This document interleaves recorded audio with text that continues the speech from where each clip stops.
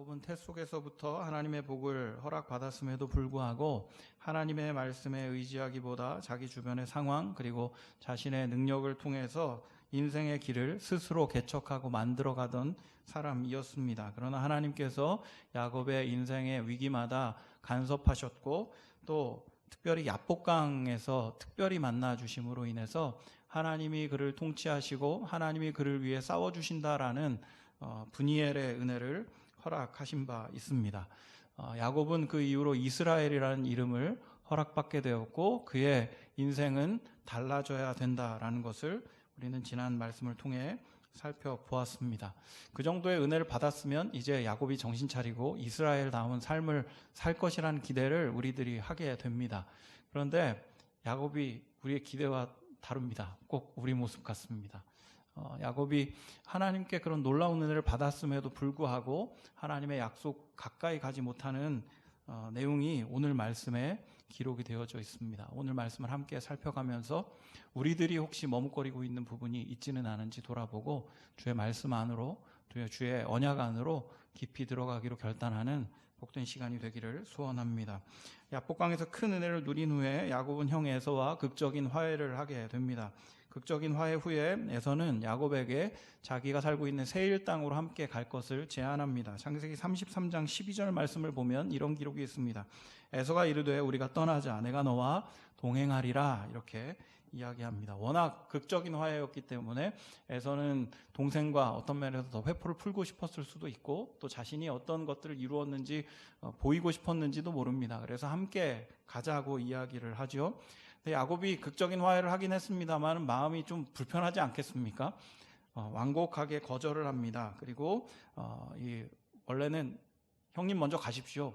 저희는 가축이 많고 애들이 노약자가 많아가지고 형님 속도를 따라가면 저희가 다 죽을지도 모르니까 저희가 천천히 따라갈 테니까 먼저 세일에 가 있으면 저희가 따라가겠습니다라고 이야기를 했습니다. 그런데 그렇게 안 합니다. 형이 떠나고 나서 다른 곳으로 가는 것을 보게 됩니다.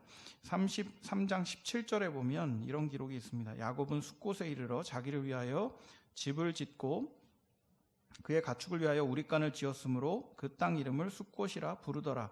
야곱이 밧단 아람에서부터 평안히 가나안 땅 세겜 성읍에 이르러 그 성읍 앞에 장막을 치고 이렇게 기록을 하고 있죠. 그러니까 세겜 원래 이제 야곱은 숫곳이나 세겜으로 가야 되는 것이 아니고 하나님께서 가라고 한 땅은 아버지가 있는 땅이었습니다. 그런데 형이 세일로 오라고 하니까 가겠다고 이야기를 하고 다른 곳에 가서 잠시 쉬는 것처럼 보이는 거죠. 17절과 18절 말씀을 이렇게 쭉 읽어가다 보면 숫곳에 있다가 세일로 옮겨가는 아주 간단한 여정에 대해서 설명을 하는 것을 봅니다. 그런데 저도 예전엔 그냥 잠깐 있었구나 이런 생각을 했었습니다만은 실제로 여기에 머물렀던 기간이 10년 이상이 됩니다. 디나의 나이를 이렇게 역으로 계산해 보면 10년 이상 이곳에서 머물렀다라는 것을 보게 되는 거죠. 아까 말씀드렸던 것처럼 하나님께서 하란 땅에서 야곱을 꺼내실 때는 거기에 머무르라고 이야기하신 적이 없어요. 창세기 31장 13절 하반절과 18절 하반절을 보면 이렇게 기록이 되어 있습니다. 먼저 13절 하반절입니다. 나는 베델의 하나님이라 내가 거기서 기둥에 기름을 붓고 거기서 내게 서원하였으니 지금 일어나 이곳을 떠나서 내 출생지로 돌아가라 이렇게 이야기합니다. 하나님께서 출생지로 돌아가라고 이야기를 했어요. 그리고 그 이야기를 듣고 야곱 역시 아버지에게로 돌아가려고 했습니다. 31장 18절 하반절 보면 이런 기록이 있습니다. 그가 밧단 아람에서 모은 가축을 이끌고 가나안 땅에 있는 그의 아버지 이삭에게로 가려 할세 이렇게 기록합니다. 그러니까 원래 목적지는 아버지가 있는 땅, 이제 나중에 나옵니다만 헤브론으로 가는 것이 맞는 여정이었습니다. 그런데 형 에서와의 화해가 이루어진 후에 세일로 초청을 받았지만 그곳으로 가지 않고 숫곳이라는 곳에 가서 잠시 장막을 쳤다가 다시 세일로 이동해서 약 10여 년의 시간을 숫곳과 세일이라는 곳에서 숫곳과 세겜이라는 곳에서 시간을 보낸다라는 것을 보게 되는 거죠. 왜 그랬을까요? 하나님께서 분명히 가라고 하신 땅이 있고 그것에 응답하여서 이삭에게로 가려고 했던 야곱이 갑자기 이 세겜과 숫곳에서 10여 년의 시간을 보내는 이유가 무엇인지 좀 고민하게 됐습니다. 왜 머뭇거렸을까? 하나님 명령이 있었음에도 불구하고 이제 하나님께 통치받는 인생이 될 것이라고 고백하고 결단했던, 심지어 다리를 매일 절뚝거리면서 하나님께서 내 이 영지뼈를 치셨다라는 것을 매일매일 기억하고 하나님을 기억했었던 그 야곱이 왜 10년 동안이나 머뭇거리며 하나님이 말씀하신 그 땅으로 가지 못했을까 생각해 봤습니다. 그런데 아버지와의 관계를 떠올리게 됐어요. 형과의 관계는 해결이 됐습니다. 그리고 이제 가야 될 것은 아버지의 땅인데 아버지와의 관계가 야곱이 그렇게 썩 좋지를 않아요. 여러분 기억하시죠? 성경은 이렇게 기록합니다. 창세기 25장 28절에 보면 그 가족의 관계를 이렇게 설명합니다. 이삭은 에서가 사냥한 고기를 좋아함으로 그를 사랑하고 리브가는 야곱을 사랑하였더라, 이렇게 기록하죠. 우리가 이미 알고 있는 것처럼 아버지는 에서를 사랑했고 어머니는 야곱을 사랑했습니다. 그리고 그 문제를 해결하지 못한 채로 하란으로 떠났죠. 여러분, 형과의 문제가 너무 커 보였기 때문에 아버지에게 돌아가야지 생각하고 이렇게 올 수는 있어요. 그런데 그 큰 문제가 해결됐습니다. 그리고 아버지에게 가려고 하니까 숨이 턱 막히는 거죠. 우리 아빠 나 별로 안 좋아하는데, 그런 거죠. 죄송합니다. 제가 이런 얘기하면 천하의 불효 자식이 되기는 하는데 저희 어머니가 이렇게 사고를 많이 치셨어요. 근데 어머니가 사고를 한번 치면 마음에 이렇게 안타까움도 있는데 별로 뵙기가 싫어요. 죄송합니다. 관계가 불편해지는 거죠. 관계가 불편해지면 찾아가기 싫은 마음이 있어요. 죄송해요. 다들 부모님의 입장이신데, 그렇습니다. 야곱도 아직 아버지와의 관계가 완전히 청산되지 않았어요. 불편한 거죠. 형은 세일로 오라고 그러고 아버지 땅에 가기는 가야겠는데 좀 숨을 골라야겠다 하고 아마 숫곳으로 간 것 같습니다. 아버지에 대한 그 상처가 느껴지는 장면이 한 군데 더 있는데요. 창세기 27장 35절의 말씀에 그것이 드러난다 생각합니다. 그 본문 이렇게 기록되어 있습니다. 이삭이 이르되 내 아우가 와서 속여 내 복을 빼앗았도다, 이렇게 표현하기도 해요. 그러니까 이게 이런 거죠. 지금 복을 야곱이 에서 대신 이렇게 거짓말해가지고 뺏어갔어요. 그래서 형이 왔어요. 그리고 왜 제 복은 없어요? 그랬더니 네 아우가 와서 네 복을 뺏어갔다, 이렇게 얘기하는 거죠. 하나도 안 이상하시죠? 저도 원래 안 이상했습니다. 그런데 표현이 그런 거예요. 이삭에게는 야곱이 아들 아니에요. 네 아우일 뿐이죠. 표현이 그래요. 표현이 사랑이 그대로 묻어나는 거죠. 에서에게는 아들이라는 표현이 너무 자연스럽게 가는데 야곱에 대해서는 아들이라는 표현을 안 써요. 내 둘째 아들 야곱이 뺏어갔어. 다른 아들이 뺏어갔어. 이렇게 표현 안 해요. 네 아우가 그랬어. 굉장히 냉소적이죠. 아버지와의 관계가 그렇게 썩 좋지 않았던 그 불편한 관계 속에 있었던 야곱이었기 때문에 머뭇거렸지 않나 싶습니다. 게다가 숫곳에 잠시 머물렀을 때, 잠시 다른 곳에 있을 때 분명히 이삭에게 소식이 갔을 거예요. 야곱이 돌아오고 있을 거라고. 그리고 그런 소식이 그에게 갔다면, 그리고 리브가라는 엄마가 살아 있었다면 분명히 사신을 보냈겠죠. 어서 돌아오너라. 너 형하고도 해결했다며. 엄마가 기다리고 있으니까 빨리 돌아와. 이런 기록이 있어야 되지요. 그런데 그런 흔적이 전혀 없습니다. 그러니까 아마 이미 이때 어머니 리브가는 이미 죽음을 맞이한 것이 아닌가 싶어요. 갈 이유가 없는 거죠. 아버지와의 관계는 서먹서먹하고 나를 사랑해주고 나를 위해 헌신해 주셨던 어머니는 이미 없는 것 같고, 그러니까 머뭇거리는 겁니다. 하나님이 가라고 하기는 하니까 참 애매하기는 하고, 그래서 움직인 곳이 숫곳에서의 이동입니다. 세겜까지 이동하죠.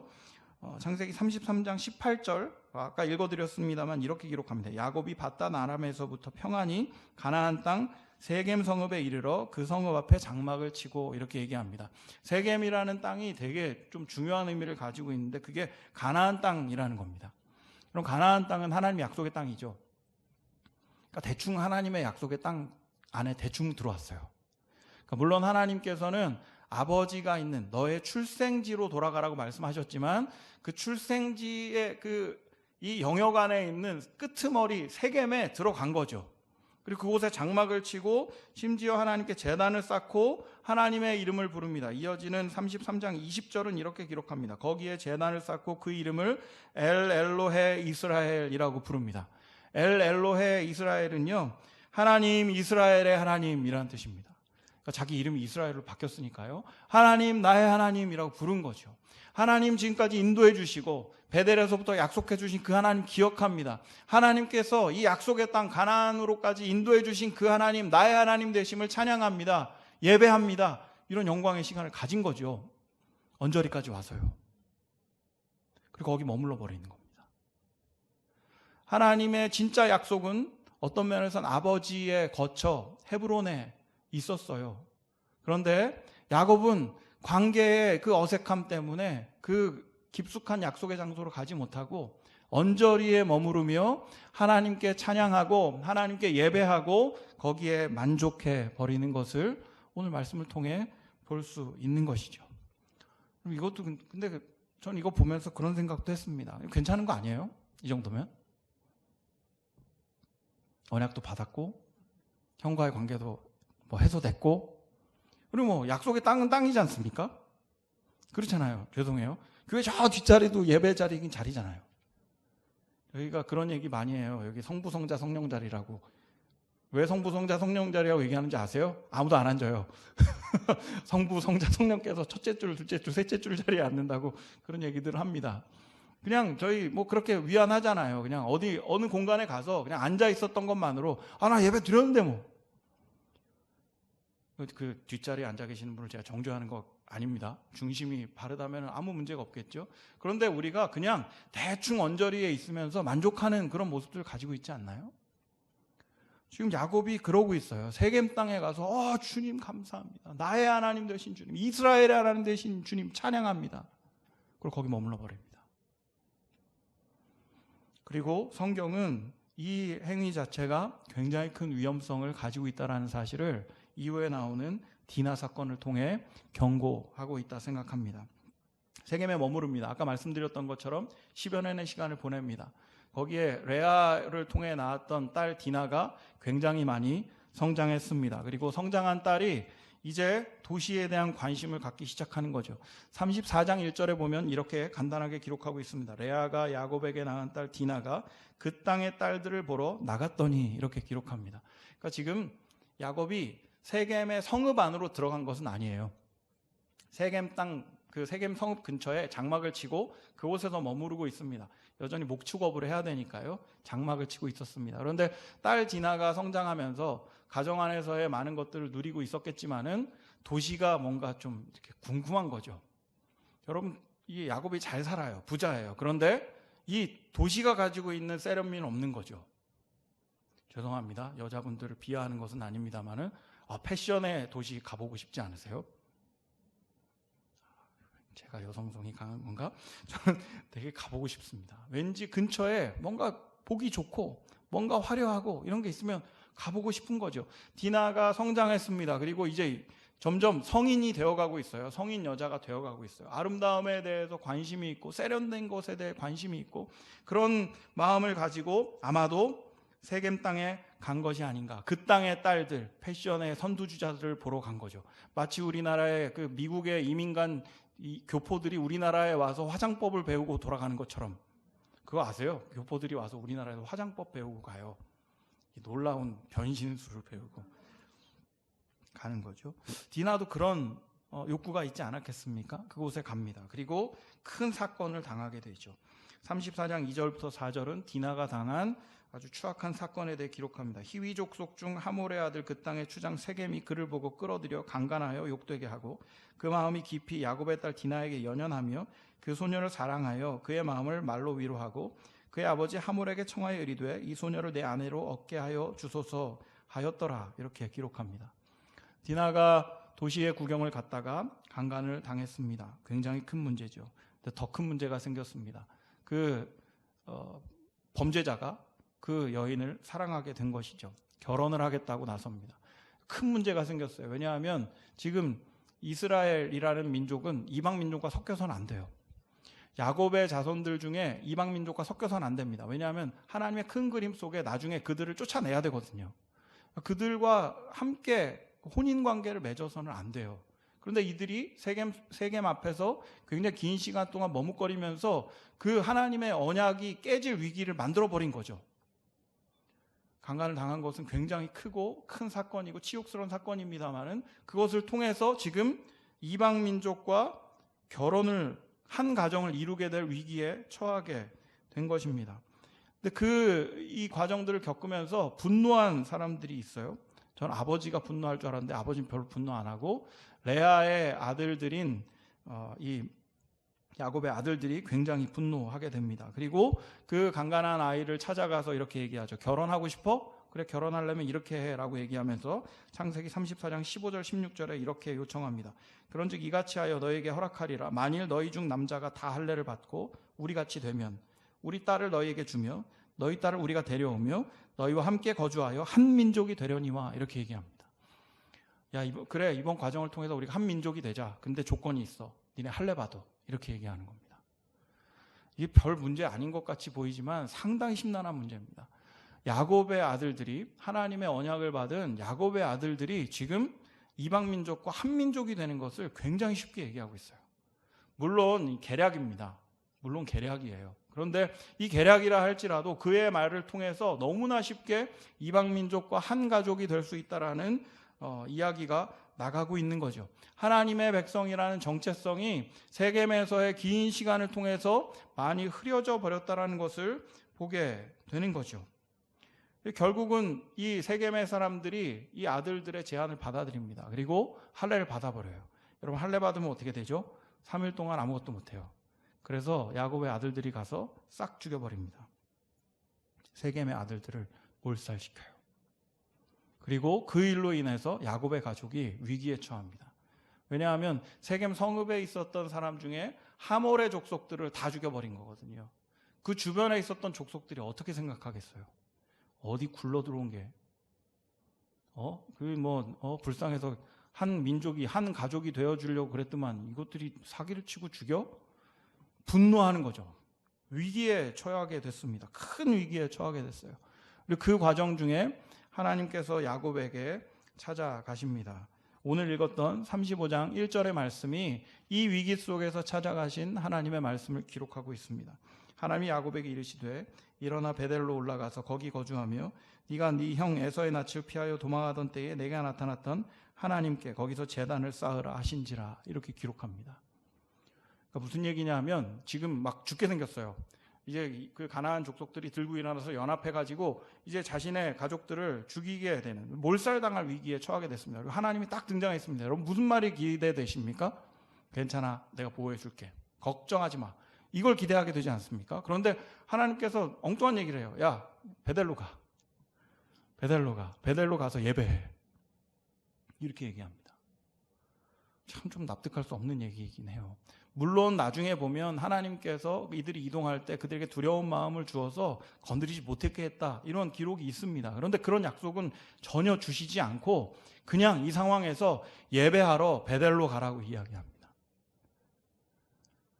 왜 이 이야기를 하실까요? 지금 이 상황에서 그들의 생명이 중요한 이 상황에서 하나님께서는 그 생명보다 중요한 것이 베델로 가서 예배하는 것이다 라고 이야기하는 것 같아요. 왜 그런 걸까요? 하나님의 백성이 귀하게 여겨야 되는 것이 언약이라는 것을 가르쳐 주시는 겁니다. 아까 말씀드렸죠? 여러분, 하나님의 언약, 언저리에 있는 것은 이런 위기를 내포하는 것이라고요. 하나님께서 말씀하신 그 언약 그대로, 말씀 그대로 순종하여 그곳에 갈 때 하나님의 백성다운 하나님의 동행의 형통이 있는 것이지요. 그런데 야곱은 뭔가 이 관계의 껄끄러움이었는지 모르겠지만, 혹은 숫곳과 세겜이라는 땅이 너무 좋아서 그곳에 머물렀는지 모르겠지만 그냥 언저리에서 주님의 이름을 부르며 스스로 만족해 버렸습니다. 그리고 그 가운데 큰 문제가 발생하게 된 것이죠. 하나님께서는 다시 한번 언약으로 초청하십니다. 네가 있어야 될 자리는 그곳이 아니라고. 하나님의 언약의 자리로 들어와야 된다고. 회복하라고 이야기하는 거죠. 그래서 야곱에게 처음 언약을 주었던 베델로 초청하시는 겁니다. 그리고 초청받은 야곱이 자신을 드디어 돌아보게 됩니다. 여러분, 이어지는 말씀들 중에서 4절 말씀을 보면 이런 기록이 있습니다. 그들이 자기 손에 있는 모든 이방 신상들과 자기 귀에 있는 귀고리들을 야곱에게 주는지라 야곱이 그것들을 세겜 근처 상수리 나무 아래에 묻었다라고 기록하죠. 이제서야 본 거예요. 10여 년 동안 자기는 하나님의 이름을 불렀을지 몰라요. 하나님, 나의 하나님, 이스라엘의 하나님, 너무 감사합니다. 하나님, 하나님의 땅까지 우리를 인도해 주셨군요. 이렇게 감격하고 하나님을 불렀을지 모릅니다. 그러나 언저리에 머물러 있었던 이 가정 가운데 무엇이 들어왔나요? 우상이 들어왔습니다. 이방의 신상들이 들어왔습니다. 귀걸이는요, 그냥 장신구 아니에요. 이방신에게 뭐 이렇게 뭘 할 때, 제사할 때 사용하는 물건들입니다. 이방 제사의 문화가 이 가정 속에 들어와 있는 거죠. 하나님께서 베델로 초청하셔서 하나님 앞에 나아가야 되니 나를 돌아보고 거룩해져야 된다는 걸 기억하고 나를 돌아보니 그제서야 머뭇거림으로 인하여서 우리의 모습이 얼마나 죄악되어졌는지, 얼마나 잘못되어졌는지를 보게 된 것이지요. 결국 드디어 그것들을 내려놓고 세겜 땅에 그것을 그냥 다 버려두고 주님 앞에 올라가 예배하고 회복합니다. 그리고 우리가 읽지는 않았습니다마는 창세기 35장 27절에 보면 그 베델에서 예배를 한 후에 드디어 그의 아버지 이삭에게 이르렀다. 헤브론까지 이르렀다라고 기록하는 것을 보게 됩니다. 오늘 말씀이 우리에게 주는 교훈은 그것이라 생각해요. 언약의 언저리에 머무르는 것은 그냥 기쁜 것 아니고요. 언약 안에 깊이 들어와 날마다 말씀 앞에서 나를 돌아보고 하나님 앞에서 거룩을 돌아볼 때 온전한 하나님이 백성이 될 수 있다는 것을 성경이 우리에게 교훈하고 있다 생각합니다. 사랑하는 여러분, 이 교훈 앞에서 우리들의 삶을 좀 돌아보길 원합니다. 그럼 우리 혹시 언저리에 머무르면서 만족하는 삶을 살고 있지는 않습니까? 그냥 예배하니까, 그냥 내가 주님의 이름을 부르며 기도하니까, 난 큐티도 하니까, 나는 그냥 새벽 예배도 그냥 드리니까, 나는 이렇게 힘든데 예배에도 나오니까 괜찮겠지. 난 그냥 주님의 이름 부르고 있으니까. 여러분, 정말로 주님 말씀 앞에서 우리의 삶을 이렇게 얼마나 많이 들여다보고 있습니까? 그냥 언저리에 머물러 있으면 우리 안에 세속적인 것들이 가득 차게 돼요. 세상의 우선순위들이 우리 안에 가득 들어와 있다는 것을 보게 돼요. 말씀 앞에 우리를 비춰봤을 때. 성경은 얘기합니다. 날마다 주님 앞에, 그 언약 앞에서 나를 돌아보고 말씀 앞에서 나를 돌아보고 세상적인 것을 내려놓고 나아갈 때 그때 주님과 동행할 수 있고 그때 주님과 동행하는 형통을 누릴 수 있다고 성경 우리에게 교훈하고 있습니다. 어려운 때이죠. 어려운 때이기 때문에 들려오는 이야기들이 참 많습니다. 제가 금요기도 때도 말씀드렸습니다만 그래서 들리는 얘기에 따라서 막 휘청휘청 흔들려요. 이 얘기 들으면 이게 맞는 것 같고 저 얘기 들으면 저게 맞는 것 같고. 말씀 앞에서 우리를 돌아볼 때라 생각합니다. 그냥 언저리에서 주님을 부른다고 만족하는 것이 아니라 말씀 앞에 우리의 속을 깊이 들여다보고 정말 주님과 동행할 준비가 되었는가, 주님의 뜻대로 살 준비가 되었는가를 돌아보고 정말 주의 백성 되는 우리들이 되기를 소원합니다. 오늘 말씀을 통해서 정말 주님 앞에서 날마다 나를 돌아보고 거룩한 백성 되기로 결단하는 우리 모두가 되기를 주님의 이름으로 축원드립니다.